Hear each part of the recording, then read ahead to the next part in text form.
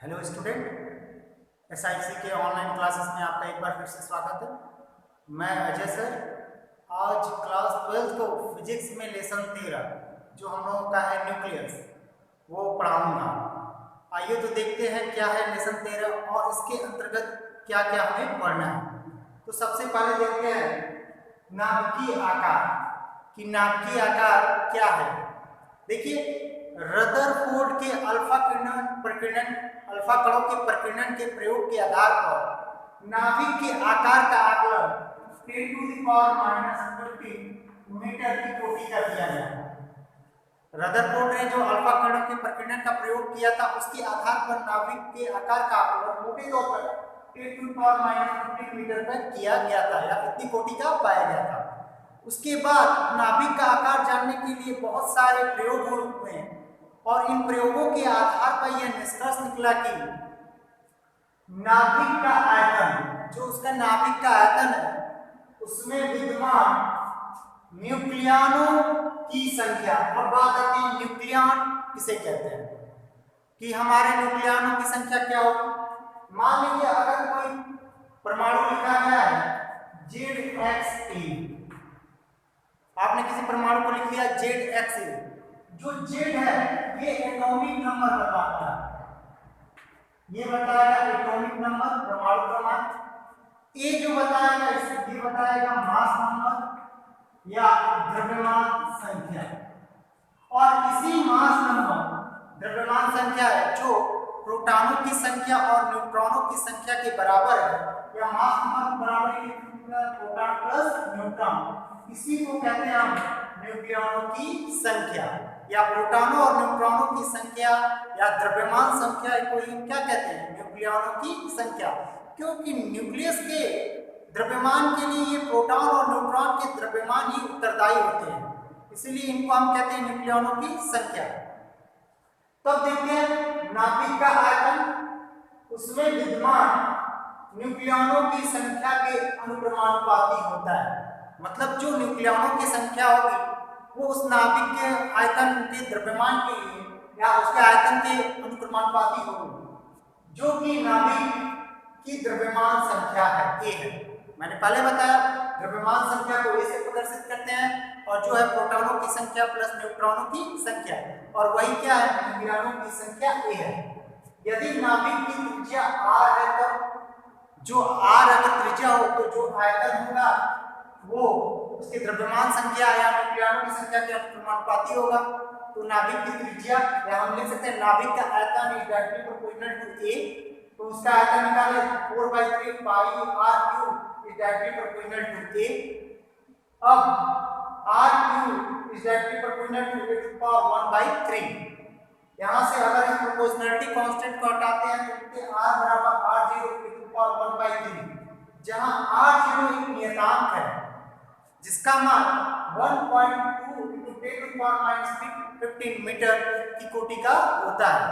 यहाँ ये जो फॉर्मूला है इसकी सहायता से हम किसी भी नाभिक की त्रिज्या को ज्ञात कर सकते हैं। अब हम लोग पढ़ेंगे परमाणु द्रव्यमान मात्रक। आइए अब देखते हैं परमाणु द्रव्यमान मात्रक क्या है और इसको कैसे हम प्रदर्शित करते हैं। परमाणु द्रव्यमान मात्रक इसको कहते हैं atomic mass unit. Atomic mass unit है परमाणु, नाभिकों तथा मूल कण। अब मूल कण में देखते हैं क्या, जैसे इलेक्ट्रॉन, प्रोटॉन, न्यूट्रॉन। तो हम लोगों के पास क्या क्या मिल रहा है, जो परमाणु है, नाभिक या मूल कण, जैसे इलेक्ट्रॉन, प्रोटॉन और न्यूट्रॉन के द्रव्यमान, इनके द्रव्यमान अति सूक्ष्म होते हैं। मतलब इनका द्रव्यमान बहुत ही छोटा होता है, इसका मान बहुत ही छोटा होता है। अतः इन्हें व्यक्त करने के लिए, अब उसके द्रव्यमान चूंकि बहुत छोटा है, अतः उन्हें व्यक्त करने के लिए एक बहुत छोटा मात्रक चुना गया है। जैसे जनरली हम लोग द्रव्यमान को व्यक्त करते हैं किलोग्राम में, लेकिन जो नाभिक के मूल कण जैसे इलेक्ट्रॉन, प्रोटॉन और न्यूट्रॉन है, इनके द्रव्यमान बहुत छोटे हैं, अतः इनको हम किलोग्राम में नहीं व्यक्त करके इनको एक बहुत छोटा मात्रक चुना गया है जिसे परमाणु द्रव्यमान मात्रक उसे ही कहते हैं। परमाणु द्रव्यमान मात्रक या एटॉमिक मास यूनिट और U कहते हैं। अब हम पढ़ेंगे या अब हम लोग देखेंगे 1U क्या होता है? आइए अब देखते हैं 1U किसे कहते हैं। जनरली एटॉमिक मास यूनिट में हमने देखा कि जो नाभिक के मूल कण हैं उनके द्रव्यमान बहुत छोटे हैं, अतः उनको व्यक्त करने के लिए एक नया मात्रक चुना जिसको हम लोग AMU या U कहते हैं। लेकिन 1U किसे कहते हैं ये देखते हैं। 1U कार्बन परमाणु 6 से 12, कार्बन परमाणु के 6 से 12 के द्रव्यमान के 12वें भाग को कहते हैं। 1U की परिभाषा यही है कि 1U कार्बन परमाणु 6 से 12 के द्रव्यमान के 12वें भाग को कहते हैं। तो हम लोग लिखते हैं 1U बराबर, क्योंकि द्रव्यमान का 12 तो 1/12 गुणे कार्बन 6 से 12 के एक परमाणु का द्रव्यमान, एक परमाणु का द्रव्यमान आपको निकालना है। देखिए कार्बन के 1 ग्राम परमाणु का परमाणु भार होता है 12 और 1 ग्राम परमाणु में परमाणुओं की संख्या होती है n, तो एक परमाणु का द्रव्यमान निकलेगा 12/n। तो आपको कार्बन 6 से 12 के एक परमाणु का द्रव्यमान मिला 12/n, क्योंकि 1 ग्राम का परमाणु भार 12 और 1 ग्राम में परमाणुओं की संख्या n। अब बात करते हैं n क्या है, तो n एवोगैड्रो संख्या है, एवोगैड्रो नंबर है ये, और n का मान 6.023 × 10⁻23 होता है। तो अब कार्बन 6 से 12 के एक परमाणु का द्रव्यमान रखें 1/12 गुणे 12/n, अब आपको मिलेगा 1/n ग्राम। यहाँ n एवोगैड्रो नंबर और n की वैल्यू को हम रख रहे हैं जो है 6.023 × 10⁻23। तो देखिए क्या मिला, अतः 1U बराबर 1.6 × 10⁻23 ग्राम। अब ये माइनस तो ये प्लस ऊपर जाएगा तो -10⁻23, इसको जब डिवाइड करते हैं तो मिलता 1.66 गुणे 10⁻24 ग्राम। ये 10⁻24 ग्राम में मिला है, और जब हम इसको किलोग्राम में कन्वर्ट करते हैं तो 10⁻³ से क्या करेंगे, गुणा करेंगे, तो मिलेगा 1U बराबर 1.66 × 10⁻27 किलोग्राम। ये 1U की वैल्यू है कि 1U बराबर 1.66 गुणे 10⁻27 किलोग्राम में होता है, और अगर उसी को ग्राम में व्यक्त करें तो 1.66 गुणे 10⁻24 ग्राम होता है। ये रहा हमारा 1U के बारे में। आइए अब देखते हैं रेडियो एक्टिविटी या रेडियो एक्टिविटी क्या है।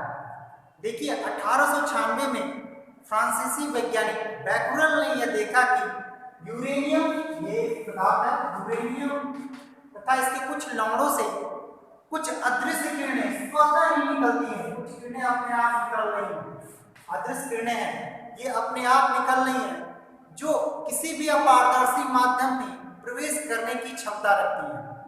1896 में बैकुरेल ने यही देखा कि यूरेनियम, अगर हम इसको लें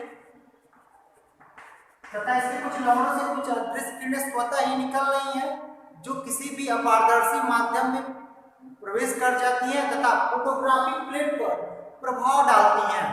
इन किरणों को उन्होंने कहा था रेडियो एक्टिव रेज या रेडियो एक्टिव किरण, और ये यूरेनियम गैस के कुछ लवणों से अपने आप स्वतः ही निकल रही है। अतः तब रेडियो एक्टिविटी को डिफाइन किया गया कि क्या है रेडियो एक्टिविटी या रेडियो एक्टिविटी। किसी पदार्थ से, कोई भी एक पदार्थ, जैसे हम लोग यूरेनियम ले रहे हैं, किसी पदार्थ से स्वतः ही किरणें उत्सर्जित होते रहने की घटना को, जैसे आप बैकुरेल ने यूरेनियम लिया, उससे स्वतः किरणें स्वतः निकल रही है, अपने आप निकल रही है, तो स्वतः किरणें के उत्सर्जित होते रहने की घटना को रेडियो एक्टिविटी का कहते हैं। ये जो घटना है किरणों का निकलना, इसी को हम रेडियो एक्टिविटी का कहते हैं।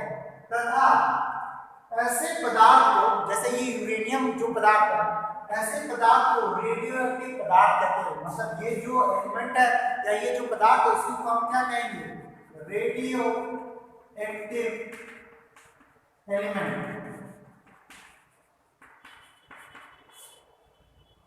बाद में यह पाया गया कि केवल यूरेनियम ही नहीं बल्कि और भी कई पदार्थ हैं जैसे पोलोनियम, थोरियम, जिनसे भी अदृश्य किरणें स्वतः निकलती हैं।